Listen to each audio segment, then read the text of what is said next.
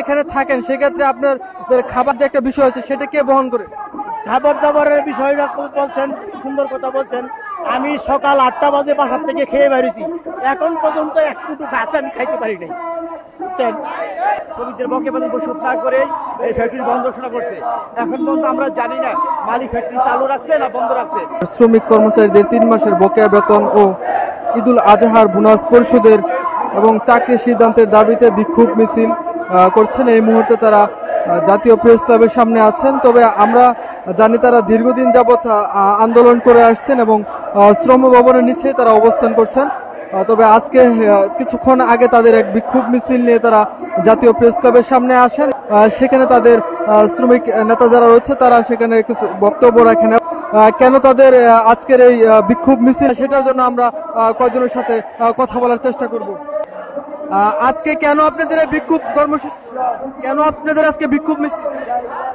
আপনারা জানেন ঈদের আগে থেকে এই ফ্যাক্টরিটা বন্ধ হয়েছে।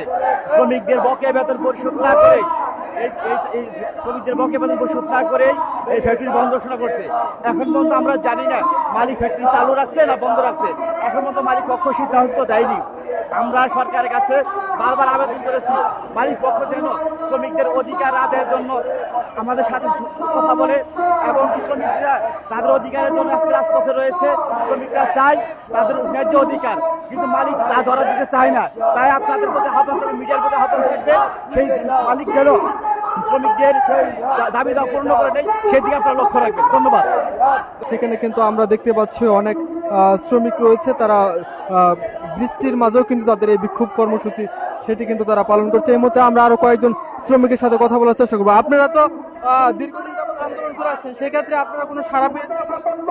প্রশাসন থেকে আমরা কোনো কিছু পাই নাই। আমরা কুরবানি ঈদ থেকে আজ পর্যন্ত আমরা রাজপথে আছি, আজ পর্যন্ত আমাদের কোনো সরবরাহ করে না। কুরবানি ঈদ থেকে আমরা শ্রম ভবনের কাছে আসি, আমরা ফ্যাক্টরির সামনে অবস্থান নেই, আমরা সচিবালয়ের সামনে আসি, তারপরে আমরা মনে করেন থানার সামনে যাই, বিভিন্ন দপ্তরের কাছে যাই, কিন্তু আমাদের সুরাহা কেউ করতেছে না। আমরা এই অনেক কষ্ট আছি, মানবতা জীবন পার করছি, আমাদের গরিবের কথা কেউ শুনে না। আমরা এখন মনে করেন যে এই রাজপথ খুব কষ্টে এই রাজপথে আছি আমাদের বেতন বোনাসের জন্য। এখানে থাকেন সেক্ষেত্রে আপনার খাবার দাবারের যে একটা বিষয় আছে সেটা কে বহন করে? খাবার দাবারের বিষয়টা বলছেন, সুন্দর কথা বলছেন।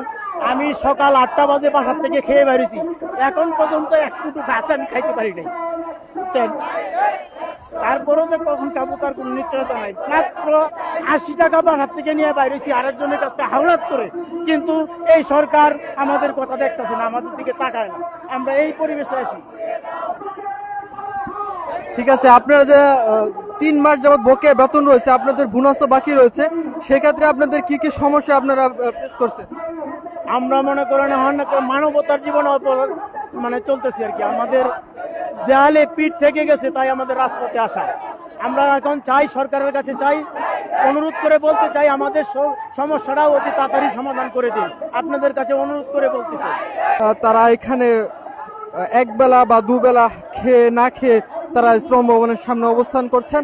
শুধু তাদের যে বকেয়া বেতন রয়েছে, এদের বোনাস রয়েছে, সেটি পাওয়ার দাবিতে তাদের এই অবস্থান কর্মসূচি। তাদের যে 3 মাসের বকেয়া বেতন রয়েছে, সেই বকেয়া বেতনের দাবিতে তারা অনেকদিন যাবত শ্রম ভবনের নিচেই তারা অবস্থান কর্মসূচি পালন করছেন। সেক্ষেত্রে কিন্তু তারা বলছেন যে তাদের নিজের খরচের টাকা দিয়ে কিন্তু তারা এখানে অবস্থান করছেন।